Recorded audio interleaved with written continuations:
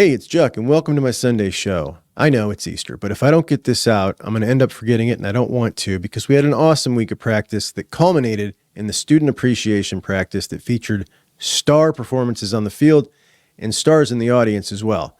We also go over a new running back coach candidate that's pretty interesting to me. I think it's maybe the best we could do right now, as well as some recruiting news. And then I finish off with a conversation with my buddy Luke Williams from the Tailgate podcast as we talk Buckeye football and a couple national things too. So thanks for joining me. Hope you enjoy. Have a great Sunday. And I don't think he's going to throw the ball as much as he thinks he's going to throw the ball now that Chip Kelly's on board. And I'm happy about that. More quarterback. The truth is Ryan Day has made a change philosophically, but it's none of those. You all know who wins. LSU is the drunkest fan base in the country.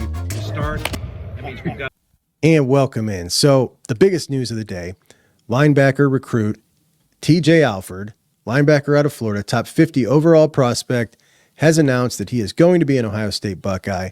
And congratulations to TJ. That is a huge pickup for the Bucs as they get another top 50 overall prospect on defense. And this defensive class is looking unbelievable. That is the second linebacker and the 7th overall defensive player out of a class of 9 at the time he committed. But we'll get to that in a second. There's a whole lot of warnings floating around, not to get too excited. TJ's still taking 4 official visits. And his dad is a Miami fan, and his dad wants him to stay close to home. But TJ is a Buckeye fan, and TJ is a huge James Laurinaitis fan, and I'm not worried at all. He's taken those 4 official visits, and he cleared those with every school he was still talking to before he made his commitment. And basically, he just wants to, CYA and make sure that they don't go out, whoever it is he was going to choose, and recruit another linebacker over him. And that's called doing your due diligence. And he's a smart kid, and hey, I respect it. But I think he's all Buckeye. I don't think there's anything to worry about. And I think the same thing about London Merritt, another guy out of Georgia who's now at IMG. 2 massive recruits over the weekend commit to the Bucs, and that's just amazing. And London Merritt will join us next week to tell us exactly why he chose the Buckeyes and tell us all about IMG. He chose to leave Georgia, where he was playing 6A ball, and go over to IMG and go to boarding school there after he was already a big name. A lot of guys go there to kind of make a name for themselves, get the national recognition. London Merritt already had it. So very curious to hear about what his thought process was in doing that, what he sees he's going to gain from that, and that should be a really interesting conversation with London next week. So, like I said, that was 7 defensive players out of the 9 total recruits in the class of 2025 at the time. And then out of nowhere comes another commitment. So Javon Boggs decommits earlier in the week. And today comes a commitment from DZ Jones. That's a wide receiver out of DePaul Catholic in New Jersey. DePaul Catholic is a really good football school, pretty high-level competition. Nobody was expecting this. DZ's 6', 180. 247 has him as their number 25 wide receiver in the class. The Buckeyes offered him back in September. He was thought to be a Penn State lean. And it looks like after Javon Boggs decommitted, Brian Hartline decided he was going to go after him. And I watched the film on this kid. It's no wonder Hartline chose to go after him. He's exactly like Javon Boggs in kind of his game. His hands are unbelievable. He catches everything. Really incredible body control. The way he can catch a ball anywhere. Not a burner, not a huge guy, but very elusive, and just kind of in that same mold, which is far different. So they won a 4 wide receiver class this year. The 3 main guys they're recruiting right up there at the top are all the Garrett Wilson type player, like just crazy athletes, tons of speed, just big time wow guys. And DZ Jones is more of a slot receiver, steady Eddie, catches everything. It looks to be a really talented player, and he has a great attitude. His comments about why he picked Ohio State, the kid's a winner, man. You can tell by the way he's talking. He's a winner. He wants to be a Buckeye because he wants to be the best, and he's going to put his skills up against the best wide receivers in the country to come and join the class and show what he's got. and you can't do anything but respect someone like that. I love to hear it. K'Ron Lynch Adams, a running back out of UMass who rushed for 1,000 yards last year, 5 yards a pop. A crystal ball popped up for him to Ohio State in the transfer portal. Immediately, the rumor mill starts swirling that this must mean Dallin Hayden is transferring, and people are going so far as to say that he's told the coaching staff already last night. Well, Dallin Hayden practiced today. Ryan Day talked about him in his little press conference that he was doing good and he had a good practice or scrimmage. So is Dallin Hayden transferring? I don't know. Doesn't look like it from that, but you never know. I do find it a little strange that this crystal ball popped up for this running back originally out of Warren Harding in Ohio. An effective back, a pretty good back. And depth is always great in the running back room. But if it's true that guy's coming aboard, that would be 6 scholarship running backs and a really good walk-on in TJ Caffey, so 7 guys who could play. And that seems a bit much, so you would think that maybe that is a little coverage because they might know something that somebody might be planning on transferring. Who knows? You can read a lot into it, or you can read nothing into it and say they just want some more depth. But either way, it's always good to add some more depth, and I'm happy about it. K'Ron Lynch Adams, if he ends up being a Buckeye, watch this tape. Effective dude. Guy can get it done. Got it done at Auburn with UMass. Had a really good game there, so good on him. Menace to Sports sent out a tweet a couple of hours ago, essentially saying that the ink is all but dry on Carlos Loughlin as the new running backs coach at Ohio State. Carlos Loughlin is the running back coach at Oregon, originally from Montgomery, Alabama. In college, he was a running back at Chattanooga, Tennessee. He worked for Mike Norvell at Memphis, and then he followed him over to Florida State, where he worked in recruiting at Florida State. Then he moved on to Western Kentucky, and that's when he took over the running back coach role at Western Kentucky.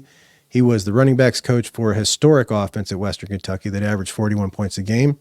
And he was there 1 year before Dan Lanning took over at Oregon and hired him out of there to come to Oregon and be the running backs coach there. Been at Oregon for 2 years, so we got 3 years as a running backs coach. He's got recruiting ties in Tennessee and Alabama. As I said, he worked in recruiting before he was a running backs coach, and all of his ties are down south. Tennessee, Alabama.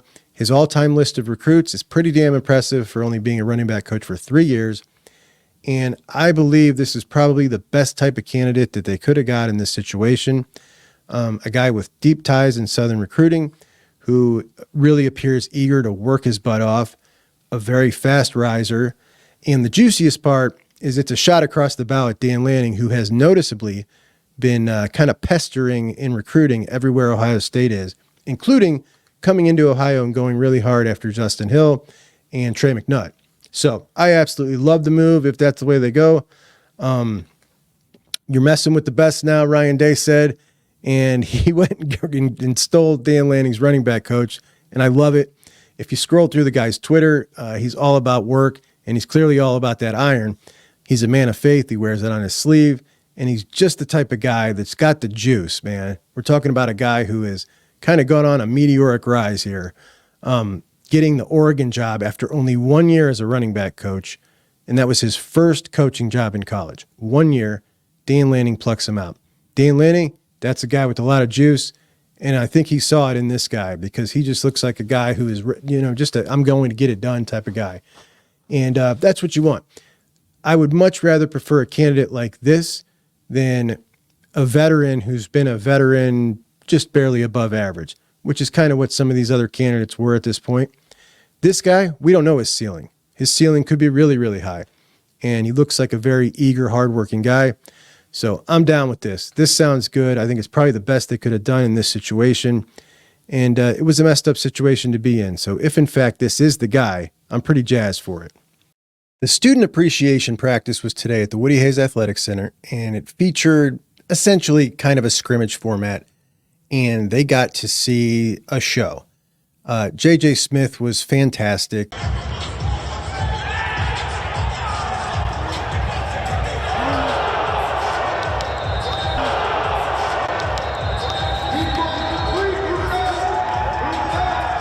As we all expected him to be. And even now, the people who had the most kind of conservative expectations for what a freshman could possibly do have pretty much just said, all right, I give up. This dude is that good.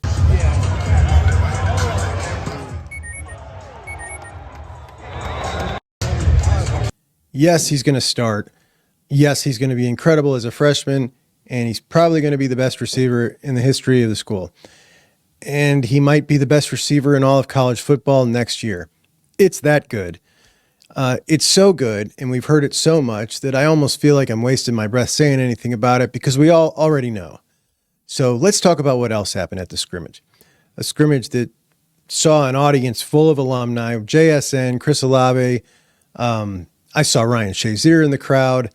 Marvin was there with his little brother, Jet. Jet looks tall. Jet's getting taller since we've last seen him. That's exciting. You know he loves Ohio State.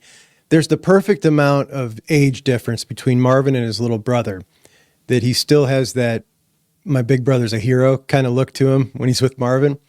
You know, if you got siblings, but when there's 2 or 3 year gap, it's not like that. When there's 5, like those two, it's still like that. So that's good. That's a positive for us. But really exciting day. I think what stood out to me is just when you look at it in totality, we kind of know exactly what all these groups are to this point, where we got a kind of a question mark at the offensive line, tight end, and quarterback. And everything else looks fantastic, especially the defensive line. And that all held true today when we looked at the performances of the groups and the people in the groups. The quarterbacks, there was some question marks today in their performances. Some really good stuff, some not so good stuff. The offensive line, same thing. The offensive line, for the most part, lost the battle to the defensive line, but not as bad as they did last year or as they usually do. And they're always going to lose the battle because they're installing an offense and they got a lot more to learn. And this year, there's 2 new guys on the offensive line. And it looks like from most people's perspective that Luke Montgomery is kind of locking down that right guard spot, and Josh Fryer is going to maintain that right tackle spot. Seth McLaughlin was the one who was with the ones all day today. And then, of course, you had Simmons at left tackle and Donovan Jackson at left guard, as there was the same as last year. And then you've got the tight ends not performing very well today. Will Kazmarek still not picking it up quite as fast as they expect. And Jelani Thurman, he's young. G. Smith is what he is, which is limited, but a great teammate and a great Buckeye. And that's a concerning area. As far as the quarterbacks, they all rolled in reps, and they all got an opportunity to work with the first team, second team, and third team, except for Aaron Oland. He was kind of dinged up with an injury, so he didn't really participate in anything but 7-on-7. But when they went 11-on-11, Devin Brown was zipping some balls in there. He had some nice long completions, and he was also described as looking jumpy in the pocket, escaping it too fast and looking to run. When they said jumpy, it kind of jives with my characterization of Devin as always looking frantic. I think jumpy might even be a better way to put it, so maybe I'll switch to that. He looks jumpy. So that's not great. Will Howard, in the nicest possible way, I saw maybe 3 different people say that balls past 20 yards downfield, he was just bad. He was flat out not good at all past 20 yards downfield. Inside 20 yards, he was very accurate. He had good pocket presence. He moved about the pocket, didn't try to escape it much, and he was really good inside 20. They both had some highlights, both threw some touchdowns, but Devin threw some better balls. He zipped one into Bryson Rogers, who looked really good on the day. He was really quick in space. Ryan Day had some nice things to say about him. He's a really crisp route runner, and he took that ball 70 yards that Devin zipped in there. That was really sharp. Devin threw a couple good ones to JJ. He threw a nice one, dropped it in over the top to Emeka.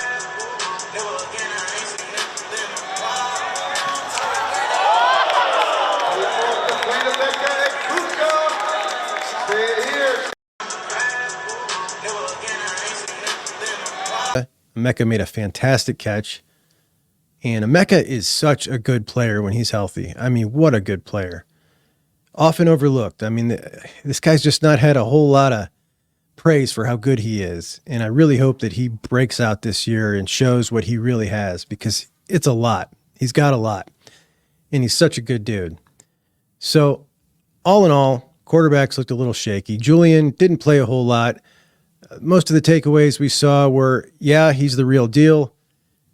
Quick release, everything we know about him so far.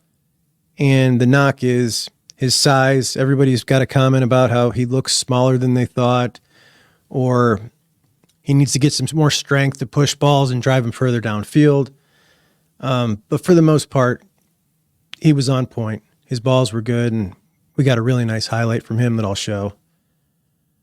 Defense, C.J. Hicks had 2 blitzes, back-to-back sacks. He looked really, really good. He's so strong. He's so fast. He's just dynamic, an absolute weapon when Knowles is going to use him like that. But he was still running with Cody in the ones. So he's holding off Sonny as of yet. Sonny worked a little bit with the ones, but primarily with the twos. They did run some 4-3 where both Sonny and CJ were with Cody at linebacker, but Sonny was more in the hybrid role. And Sonny had a sack too on a blitz. Knowles wasn't playing around. He was running some stunts on the offensive line. And the O-line, they had some mistakes. They look shaky, but they're expected to at this point.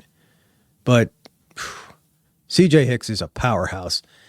Donovan Jackson was kind of stood up and gave up his leverage, and C.J. Hicks was coming in, and that was a mistake by Donovan. And it was everything he had to not get bull rushed on his rear end by C.J. He kind of lifted him up off the ground.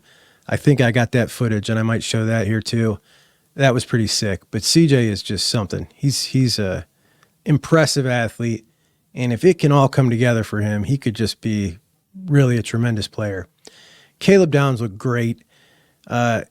He's so fast. He closed space on JJ on one play and was able to slow down so as not to hit him hard.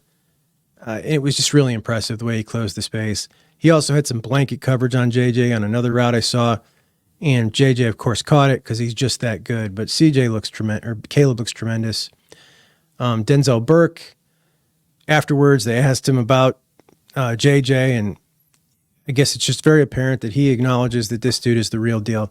And he kind of made him look pretty bad on one play, but it was more Denzel not tracking the ball very well than what JJ did. Jermaine Matthews, he had JJ make a big play on him. Everybody had JJ make a play on them. The guy just stole the show, which is tremendous and unbelievable, but it's time to start believing it. Running backs, Quinshawn looked quick. This is not a format that's really conducive to seeing what the running backs got because they're not really hitting. They're just kind of bumping up. But he looked good. He looked quick. So did James Peoples. Trey didn't have too much action. Walk on TC Caffey. He looked pretty sharp.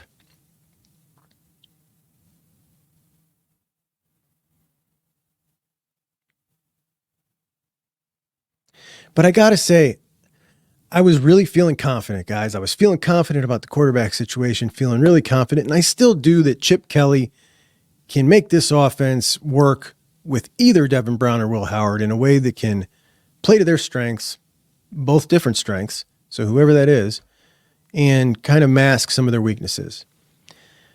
But it is disappointing. I just wanted to come out of this practice today with one of these guys just did great, and neither of them did great. They both kind of, the knocks on both of them, they both kind of showed exactly who they are. And at this point in Will Howard's career, I think he kind of just is what he is. He's not, that was his knock coming in. He's not a very accurate passer downfield, and he's still not. And I don't think there's any amount of coaching or practicing he's going to do from now to the season that's going to change that. That's who he is.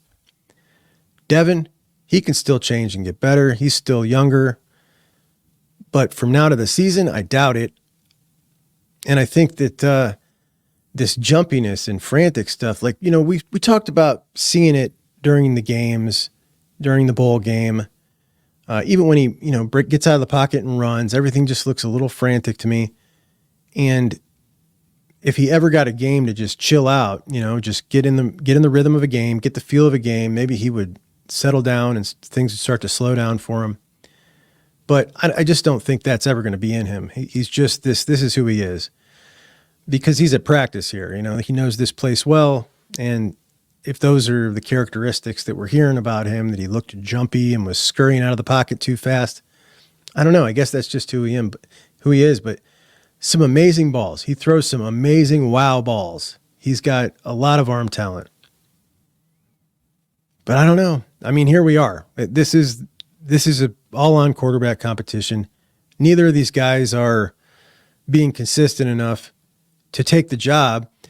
And it's concerning because it's exactly like it was last year when we were hoping the case was Kyle McCord and Devin Brown were both so good that Ryan Day couldn't figure out who was going to be his number one, when really he was trying to figure out who was going to be, I don't know, less bad. I don't know. Neither of them were ready last year to be a starting quarterback, it didn't seem. Maybe Devin Brown was. We'll never get to know. Is he ready this year? It just doesn't seem like either of them has seized the job yet. It doesn't seem like that, and that's disappointing. I was hoping that one of them would by now. I was kind of hoping that one would be Will Howard. And I don't really know why. I mean, I want it to be Devin. I don't know. It's a very confusing situation with these two guys, and it's a very confusing situation in a season that I just wish we had some stability and peace of mind. But it's all going to work out. I'm sure it will. But just right now, it's like, man, I just wanted to hear. We got good news everywhere else except for tight end, which that's like, whatever. In the terms of importance, you can get around that. And they'll get better. There's no doubt about that. And the offensive line, they weren't great, but they'll get better. They're just jiving. They're just gelling. And the defensive line, wow, tremendous, just tremendous. Caden McDonald had 2 sacks. He had a tackle for loss that resulted in a safety. Absolute unit. Jason Moore had a batted down ball. We talked about his length the other day. He was playing great. Hero Canoe looked fantastic. But I sifted through just about every video we could find, every tweet, every article, all day. Paid articles, paid text message services, everything. And everybody was pretty much on point with all the same kind of takeaways as far as the wide receivers, the tight ends not being so hot, the defensive line being amazing, the offensive line not looking as bad as they did last year, and the quarterbacks with the same flaws and the same strengths that we expect out of both of them. And who won that quarterback battle was different for everybody, which means nobody did, and nobody's pulling away. And that's a bummer, but we'll get around it. Now, this class has 10 guys in it, 8 on defense, and that's cool. The resurgence of the Silver Bullets has been something so fun to watch, and they're piling up the talent in the class of 2025 on the defensive side of the ball, and that's really exciting. Some offensive linemen would be great. David Sanders was in attendance, and, I don't think there's much of a shot for David Sanders, but word is, we're still in it. Don't count the Buckeyes out. I guess it was a great time. David had a good time up there. And I don't know. I just have never had the feeling this kid was too much into Ohio State. I don't know what it is. There's a couple of guys like that in this class, even a couple of them that have lean predictions to Ohio State and crystal balls to Ohio State that I don't think are going to end up at Ohio State. And that's okay. It's going to be a great class anyway. But there's a whole lot of complaints about Justin Fry right now and his lack of recruiting.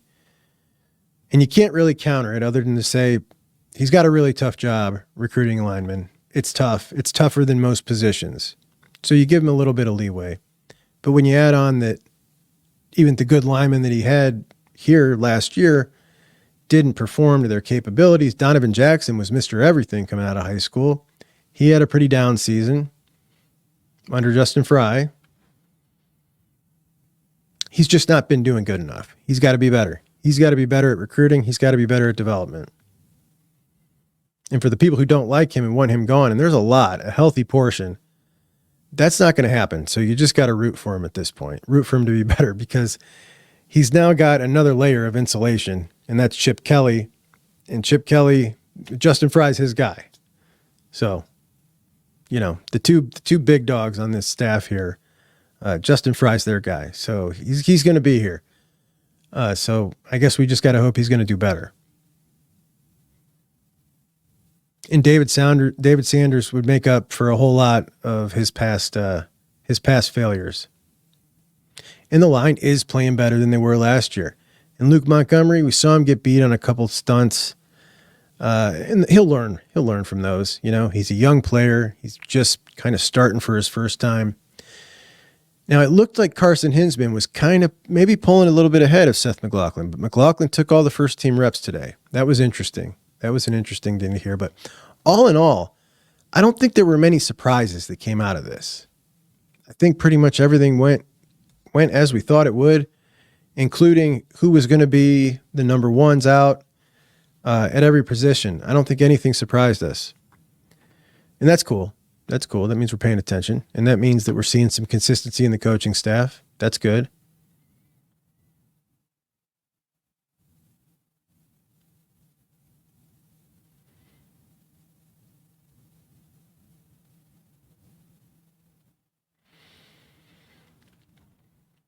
That about sums up all my thoughts on the student appreciation practice and really the whole week. And the commitment of TJ Alford, London Merritt, and the shocking commitment of Desi Jones. Special thanks to Eli Lee for joining me this week. What an awesome guy. Now we're going to finish the week with the conversation I had yesterday with my buddy Luke Williams, the guy who got me started in podcasting.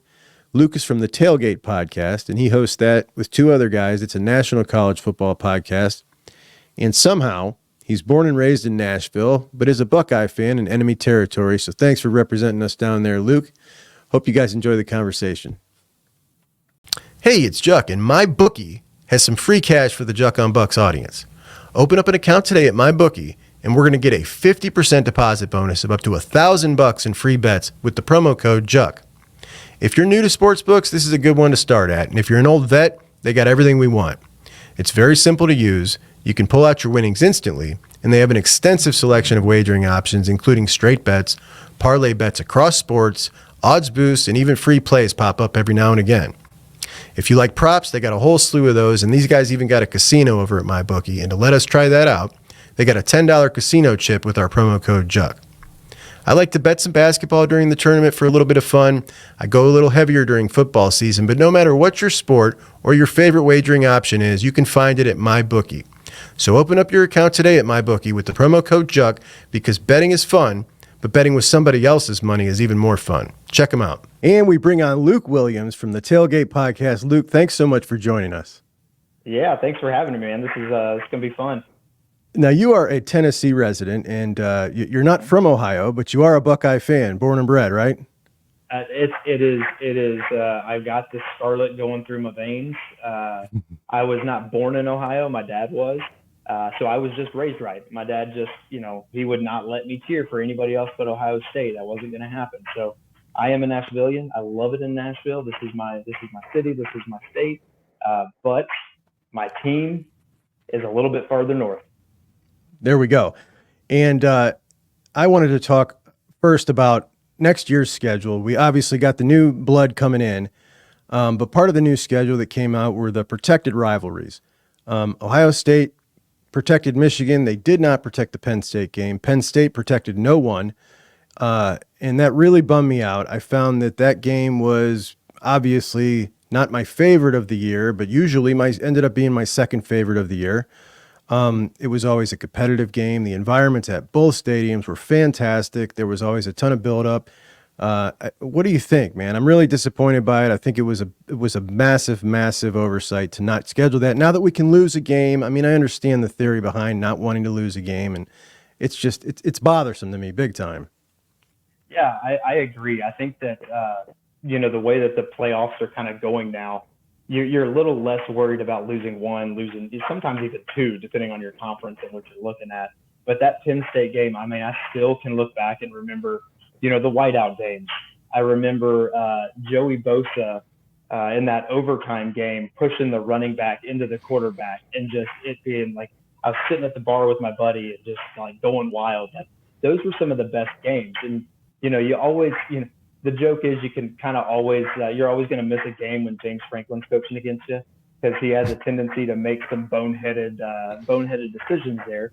But it was a great game. I mean, they're not a long-standing rival like Michigan was or is, but I think that was one in the past 20 years, maybe even longer, has been a lot of fun, and it's been a great rivalry. Two great fan bases who just love their team, are 100% passionate about them, and it's going to be a miss. It's going to be a missed one every year. For sure. And I don't know if you caught this, but I don't know how the Big Ten allowed them to do these protected rivalries. But you got some, like I said, with Penn State, who's protected no one. On the flip side, Iowa protected Minnesota, Nebraska, and Wisconsin. I just find that bizarre that you're letting these guys protect three, these guys protect none. And I think that maybe that was a little calculated effort on Iowa, keeping Minnesota, Nebraska, and Wisconsin on their protected rivalry list. That makes no sense to me at all. It doesn't. I mean, but their offense didn't make much sense to me either, and so you just kind of don't know what they're doing.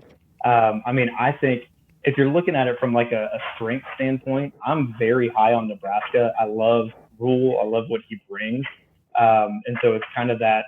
I don't know why you look at Nebraska. Same thing with Wisconsin, like Luke Fickell coming in. It's a great team, but yeah, they've got the three. You know, Michigan very wisely kept Michigan State and Ohio State. But yeah, like you said, it just seems very, you know, we talk about the Wild Wild West a lot with the playoffs. This seems just the same where you're going, you know, can you tell everybody to protect two? Can you tell everybody to protect a certain number and kind of keep it a little bit more uniform there? But yeah, it's disappointing. And even going down to like some of the new guys coming in, Oregon is protecting Washington, you know, UCLA is just protecting USC. You know, I get them a little bit more. They don't have as much history, but I think it would have been nice to maybe even protect a future rivalry, maybe protect an Ohio State, Oregon, something like that. Maybe go, hey, USC and Ohio, something where you can kind of get a little bit more, maybe mold in a new rivalry to do that for every year. So I hadn't heard of that brought up. That's actually a really interesting idea. I think they could have probably thought a little ahead of time and figure that out. Maybe they still will. I would definitely love to do an Ohio State USC every year or an Ohio State Oregon every year. But there's a lot of options to have fun. Yeah, that would be so much fun every year at the Shoe or the Rose Bowl. I mean, oh man. Now you've been having people from all over the country on the podcast to talk about their programs. Have you had the Michigan guys on yet? We have not had the Michigan guys. I am, we'll go ahead and I'm looking for one. So if there's somebody who wants to talk Michigan, and I promise we won't bring up any scandals to you. So let me know. But no, we have not had anybody from Michigan on. I don't know what Michigan is going to be. It is just so confusing. And I think Harbaugh did not do his alma mater much justice in clearing the pantry as he was on the way out. There were some of the guys, you know, when their strength and conditioning coach left, I know everybody hated that. The guy who's coming up behind him, I think has been under him, not just at Michigan, but at his previous stop as well. And that seems to kind of be what Moore has been doing, is pulling somebody up and saying, you've been here, you're doing, you know, you've already been in the program, and we're going to move you up to, you know, from, what was it, like quarterback coach or something to offensive coordinator. And he's pulling stuff. I like the idea. I just don't know if it's going to work. I don't think it's going to work. It doesn't seem, he didn't get any name that was a big enough pull for me to be like, oh yeah, Michigan's coaching is just going to keep rolling. I want to ask you a question, hypothetical here. Sure. Think back to Ryan Day when he took over the program from Urban Meyer, and picture him on the open market. If he was going to go, you know, he was on the open market, he wanted to go be a head coach somewhere that year, and then Sherrone Moore at Michigan after this year. Who do you think is the more desirable candidate? I'm going Ryan Day. I don't think it's close. I mean, I don't think that. Yeah, I mean, he's proven. Ryan Day was a little more proven. Not that Sherrone Moore hasn't done anything, but yeah, I don't think if you were to say that if they weren't going to move straight up, and you're asking me where are they going to go be a head coach, I'm seeing Ryan Day maybe not getting a Big Ten, maybe not getting an SEC. I think he would, but at least being in the ACC, at least being somewhere along those lines, where I see Sharon Moore kind of falling into, or Sharon Moore going into a group of five. I see if he was leaving where he was, he would be in a group of five school. And I think the difference is when you look at a guy like Tom Herman, who went from that position to Texas or to Houston and then to Texas, nobody is going even from that position into a really big job. That's not happening unless you've been a head coach before. Sharon Moore hasn't. And his offense is a Stone Age offense. It's not an innovative offense that's going to get anybody excited. And I just what I'm getting at, Luke, is the whole third base thing. I think it's hilarious. It's been totally flipped on its head. Ryan Day was the much more desirable candidate. What Sharon Moore was given here was we want to keep the band together deal, right? And it was a massive oversight because they did not realize that he was going to have to hire his whole new, he's starting from scratch. This is a guy, his very first time hiring a staff. They didn't want this. They were trying to keep the band together. And had they had everybody together, I thought it was probably the right move. But now that it's been this, I think it's a disaster. I think we're seeing it already. We've seen it with Greg Scruggs. That's for sure. The defensive line coach that he had to fire 2 weeks later for his DUI before he even got to coach one practice. But I'm of the opinion that this is going to be a really rough season and a really bumpy start. And if they don't get some momentum this year in year two, I think it's going to be a short stay up there for Sharon Moore. Yeah, I mean, I would agree. Like you said, his offense, the players that he had, the players that they had this past year were the perfect players for his system. The running backs that they had, JJ, love him or hate him, JJ was really good at handing the ball off. He was really good at some of those intermediate throws. But what they've got coming in, especially looking at their quarterback room, that's where I have the most. They've got a glorified running back as their potential number one. And it's just, I do not see them. If you can stop the run, you're going to be just fine against Michigan. And especially with the play calling that they have now, I'm with you. Again, I'm kind of that old school mindset of like, let's just see it. Let's just see what they got, and then I'll make my call. But it's not optimistic.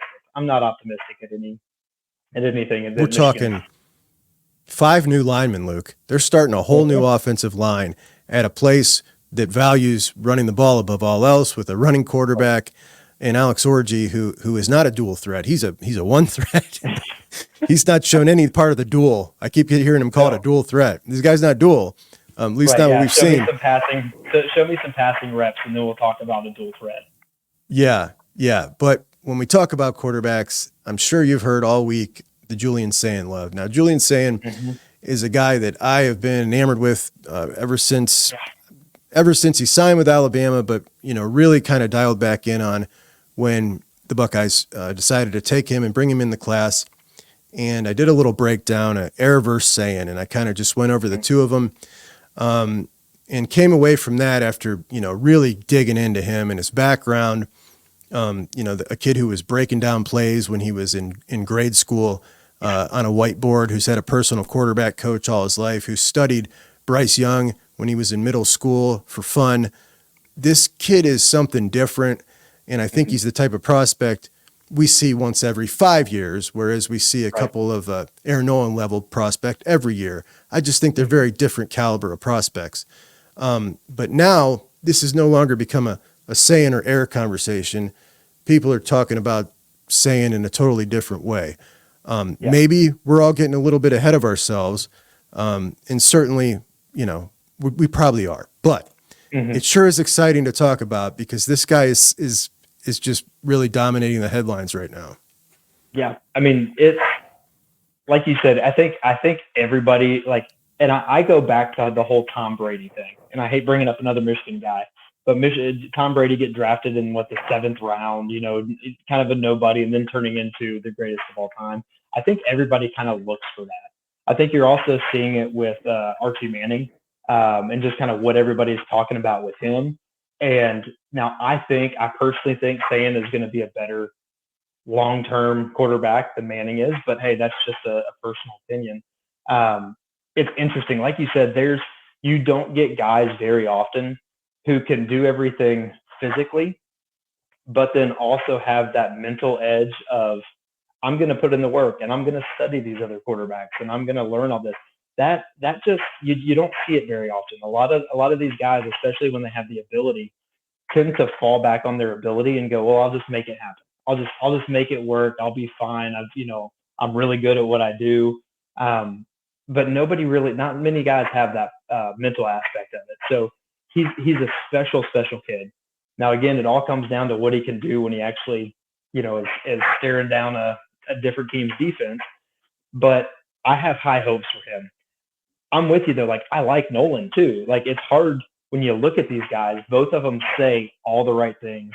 They do all the right things. They talk about competing. They talk about all that.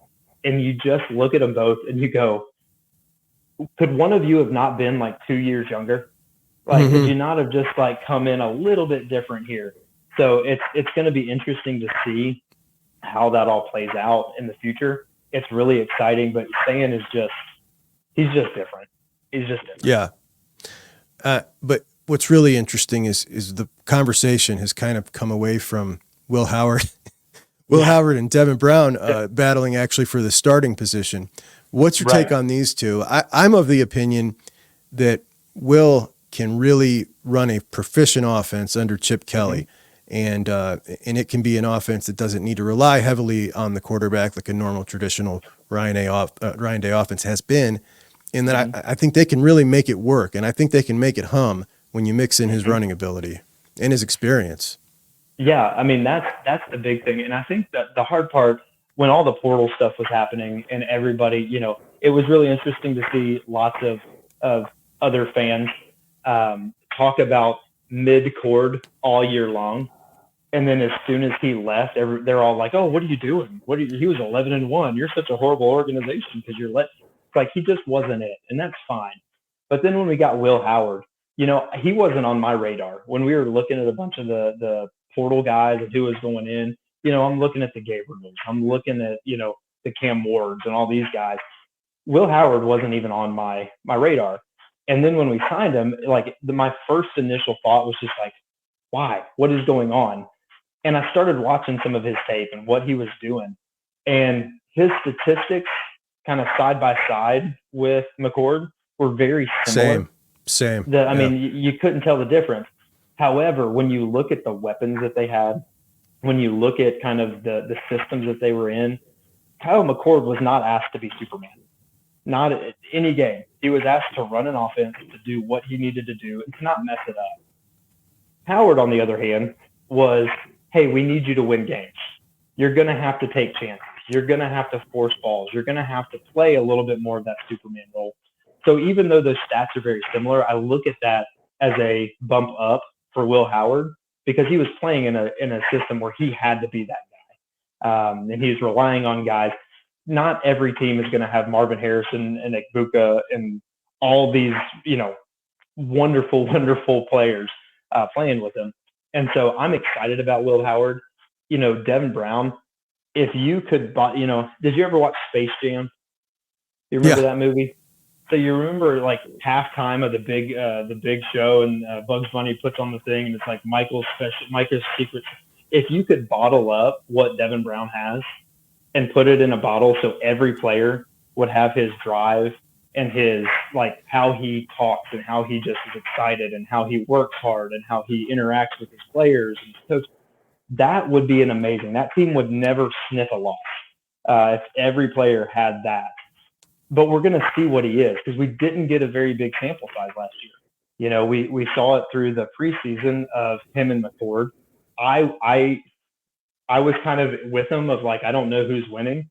But then, he was used more as that goal line, dual threat, kind of push up the middle. And then he gets hurt in the biggest game for him. So we just don't know. I like Will Howard. I like what I've seen from him. We'll see. If I had to guess, though, I would guess that Brown might be in the transfer portal in spring. It's just kind of You a know, thought. I think I would probably lean towards he's not going to win the job. I don't know Right. if he's going to do that or not. I feel like he might have backed himself into a corner here, and he seems like a really prideful guy. But I'm with you about his attitude. The kid is just unbelievable, and I find it so disappointing that it seems like everybody really turned the page on him. Yeah. What I really don't like is calling him brittle. In that, I mean, I the guy's never had any injuries in his life. He comes to Ohio State. He hurts one ankle, then he hurts the other, then he hurts a finger. These aren't. Yeah. This isn't a reoccurring injury. This isn't JSN's hamstring. These are different, just kind of freaky situations, in my opinion. I don't think he's brittle. I'm No, more I don't. You concerned can. about his frantic. He looks frantic on the field to me. He doesn't ever look calm and chilled. Maybe he would if he had a whole game to start and play and kind of work into it. But we have not seen a guy that just looks calm and cool out there. Everything about him looks frantic. But his high school tape, man, some of the best I've seen. Maybe the top 10 quarterback film I've ever seen. Amazing. Yeah, his film is great. I wish the best for him. I just don't know if we're ever going to see him as the starter at Ohio State. I really doubt it, and it's that. And like, yeah, anybody who's calling him brittle, I mean, I'm brittle. I've had 5 knee surgeries. Like, I'm brittle, and I can take that into, and I can be fine with that. But he, like you said, an ankle, a finger. Obviously, a finger, you can't do much as a quarterback with a finger, like, a hurt finger. Honestly, his play style, you're not going to be able to do much with hurt ankle. So he's not getting hurt all the time. I want him to do well. I really want him to do well. Like you said, I wish nothing but the best for him. Want him to do well. If he stays with Ohio State, I'm very happy. If he goes somewhere else, as long as it's not a team I don't like, then I'm going to be cheering for him. I'm going to be rooting for him. Absolutely. Absolutely. Just like I'm rooting hard for Julian Fleming over at Penn State this year. Love that guy. That's a great Buckeye. Everybody loves him. Great dude. Yep. When we talk about the offensive line and the struggles that they had last year, I really feel like there's some things coming together, some good developments with Luke Montgomery at right guard. Josh Fryer sounds like he's done really well in the offseason, and he's getting better. And he was all Big Ten by the coaches last year. He gave up some sacks, but all in all, I think he played darn good. At center, McLaughlin looks like he's getting better and getting more acclimated to the offense, but Hinsman has made a big step up, 20 pounds more muscle. That's a kid that started as a freshman on the line at Ohio State. That's impressive. He wasn't great, but that's very impressive. And I just see some cohesion coming together in this line, and I think it's going to be a whole lot better. But when we talk about the star of this team, it's the defense, Luke. The defense was great last year, and they've got everybody back. And some. Yeah. They've got everybody back and some. I mean, that's the crazy thing. And I know it's a sore spot for some people, but go back and I look at that Missouri Bowl game, and the defense played lights out. I mean, for 3 quarters, they were the best defense in the country for 3 quarters, and then they got worn out because the offense did not let them rest. And I'll be honest, I'm surprised that they lasted 3 quarters. I'm surprised that thing didn't open up before the half, because they were just out there. Sawyer coming out and bawling out, like, I haven't seen that from him, and that just, to me, feels like the game that just kind of is like, okay, he gets it now. He's finally coming to his own. He's going to get to come into this year with that momentum. Excuse me. But that defense is just, it's going to be great. And if they can get off the field and get some rest, if they can have an offense that can have some sustained drives, give them a little bit more energy, get some points on the board, get ahead by a touchdown or 2, that defense is going to look stellar all year long. And then you add Downs. And then you add one of the best guys, the best guy in the portal this year, hands down, in my opinion. And it almost is a cheat code at that point.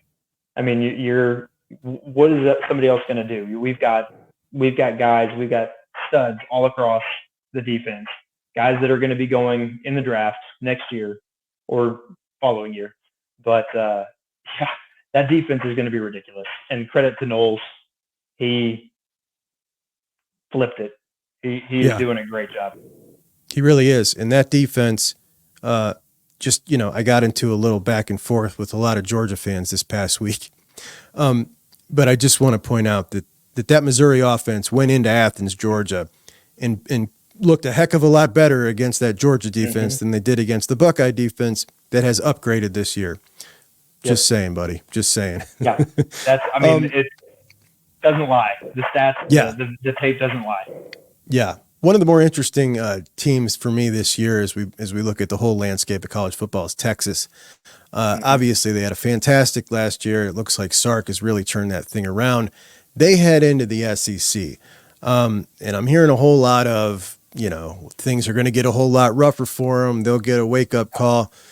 Luke, Texas is the second most talented roster in the SEC now behind Georgia, and the gap isn't that big.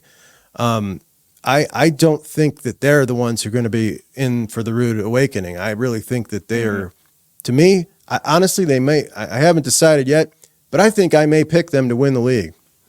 Yeah, it wouldn't be a stretch. I mean, picking them to win would not be a stretch.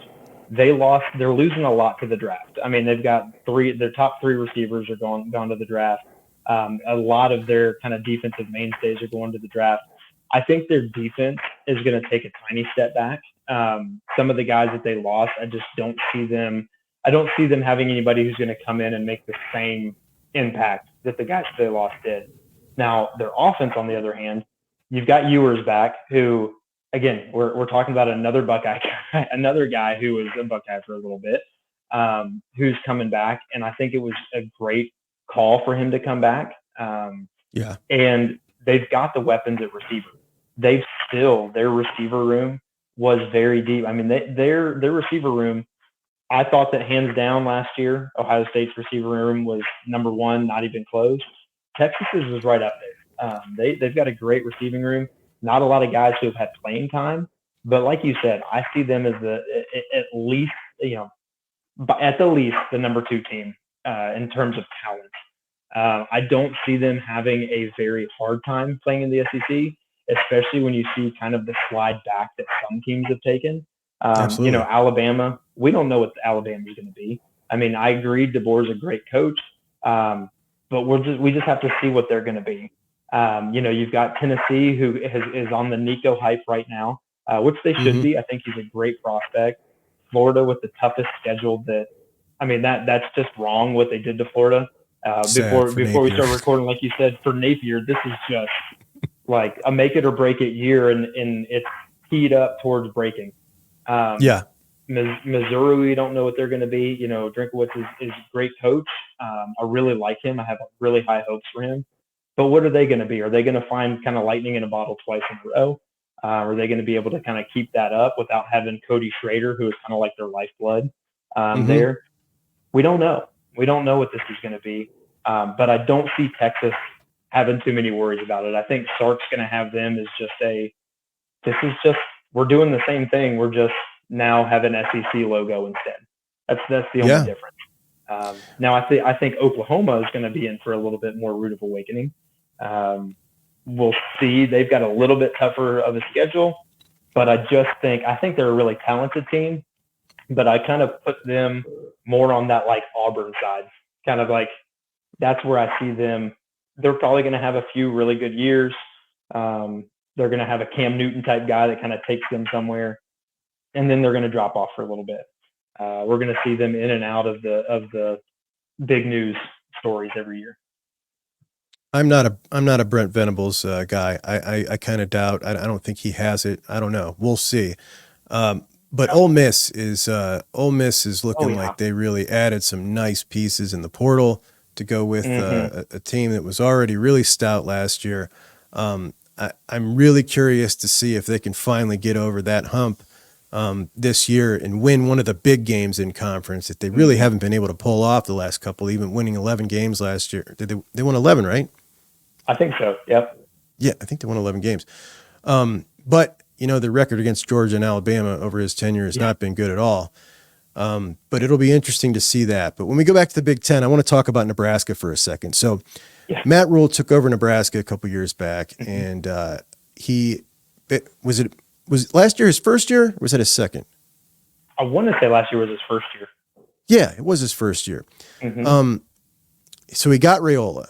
Do we think he's going to start? Have you talked to anybody from Nebraska yet? Not talked to anybody from Nebraska. It wouldn't surprise me if he starts.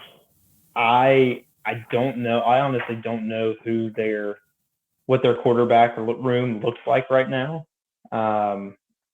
It wouldn't surprise me. He is a great talent. Let's see here. So we got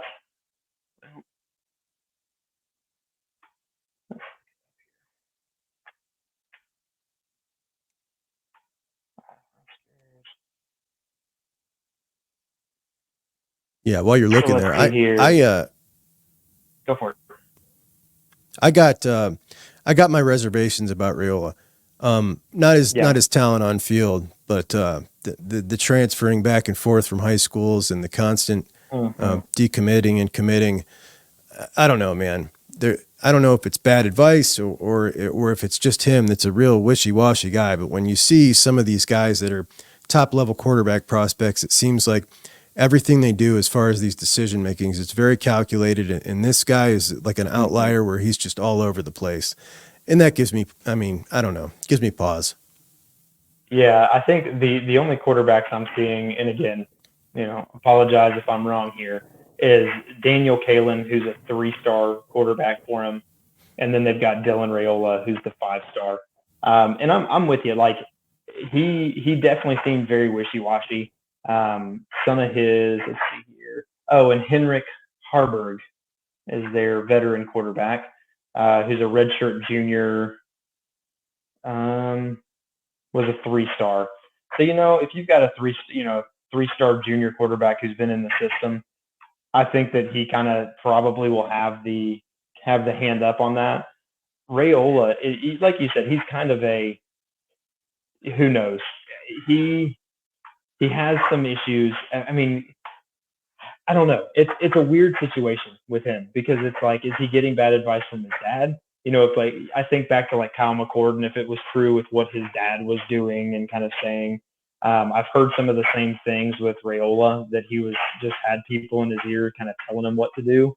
I don't know. The talent's there, but I will say I have maybe more faith than I should in Matt Rule.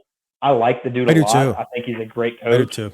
And I feel like his personality and the way that he handles, he seems very much like a non-players coach, if that makes any sense. Like, he seems like he's their friend, and he wants the best for him, and he wants all this, but he's also tough on them, and he tells them when they're doing stuff right, and he kind of earns that respect. He earns that ability to do it. And so maybe Rule can get to him and kind of straighten him out a little bit. I don't know. But it's going to be an interesting thing. But I see Matt Rule. I see Matt Rule bringing Nebraska back to some kind of relevance. I don't know what that looks like. Bowl games every year, every third, fourth, fifth year, kind of being in that championship hunt. I could see him doing that. But yeah, he's going to need a guy like with the talent level of Raiola, but a little bit more maturity from a quarterback to do that. Yeah. Admittedly, I don't follow Nebraska closely yet, but I think I just might if they go down the trajectory that I think they're going to go down under Matt Rule, because I, like you, have a weird amount of confidence in his ability. So much so that when I look at guys that, I think it takes a special kind of person who can successfully run an Alabama, a Georgia, an Ohio State, a Texas, those type programs. I think it just takes more than coaching. It just takes a special kind of guy that can do that. And I feel like he's got all those kind of qualities. I think of all the guys, in the Big Ten, when I look around and say, like, for instance, Michigan, like who could have excelled at that job?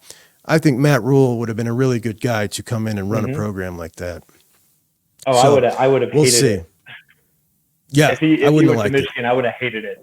It would have been one of those, like, I don't want to like you anymore, but I still kind of do. And then like just knowing what he's capable of, I would see those November games being a little more difficult in the coming future, but not as worried right now. No, and I mean, this may be, I don't know. They accuse us of Ohio State arrogance. They say that's a thing, but as far as the game is concerned, like it's not even on my. When I'm talking about the Buckeyes this season, I don't find myself even factoring that in really when I talk about projections and see how this is going to go. I think it's just another tough game on this, tough-ish game on the schedule. Yeah. But it doesn't give me any. I'm not going in stressing like, gosh, man, Right. we might really lose again and it might be 4 in a row. Like it's not. I don't think these teams are too evenly matched at all, and I think it would take a real egg laid by the Buckeyes to lose that game at home against them this year. Yeah, I mean, when you're talking about the Buckeye schedule, I think really the Oregon game is the only one that I look at and go, stepping out of my Buckeye shoes and going, if I'm just looking at this from an analytical team versus team standpoint here, Oregon's the one that I'm worried about. And the crazy thing is we could see Oregon potentially 3 times this year. It's amazing. That's the crazy thing, which I think that would be awesome. I mean, you see them week, I think 6, you see them the Big Ten championship, and then you meet up with them in a playoff game, and then that's some drama right there. But yeah, Michigan, I don't even look at, and the hard part is I like looking at them as that game. I loved going into those games, especially in like the BCS era, where it was like you've got a 2 and a 3, and the winner goes, and the other one goes home and goes to another bowl game. I missed that, and it took them with some super seniors and some great, some good teams to get some wins.